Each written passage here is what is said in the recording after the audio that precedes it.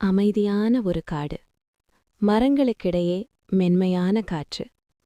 அந்த அமைதியின் நடுவில் ஒரு உயரமான மரக்கிளையில் ஒரு சின்ன பறவையின் கூடு இருந்தது.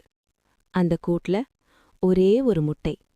அது முட்டை இல்ல, அது அந்த தாய் பறவையின் உலகமே.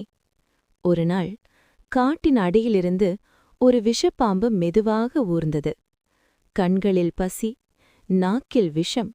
அது நேராக அந்த கூடு நோக்கி ஏற ஆரம்பித்தது.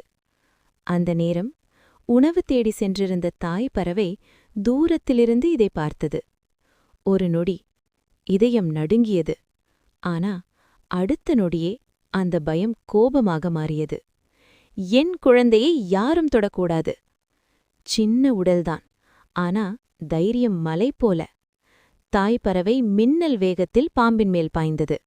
கண்களை சுடுக்கியது, இறக்கைகளால் முகத்தை அடித்தது. கத்தி காட்டையே அதிர வைத்தது. பாம்பு சீறியது, எதிர்த்தது. ஆனா அந்த தாயின் தைரியத்தின் முன் அது நிலைக்க முடியவில்லை. கடைசியில் பாம்பு தோல்வியை ஒப்புக்கொண்டு மரத்திலிருந்து கீழே சரிந்து ஓடியது. அமைதி திரும்பியது. தாய் பறவை மெதுவாக கூட்டுக்கு வந்து தன் முட்டையை அன்புடன் மூடி அணைத்தது. அந்த நாள் ஒரு முட்டை மட்டும் காப்பாற்றப்படவில்லை. ஒரு தாயின் தைரியம் இந்த உலகத்துக்கு மறுபடியும் ஒரு பாடம் சொல்லியது. உலகத்திலேயே மிகப்பெரிய சக்தி ஒரு தாயின் அன்புதான், அவள் தைரியம்தான். இந்த கதை உங்களுக்கு பிடிச்சிருந்தா லைக் அண்ட் சப்ஸ்கிரைப் பண்ணுங்க.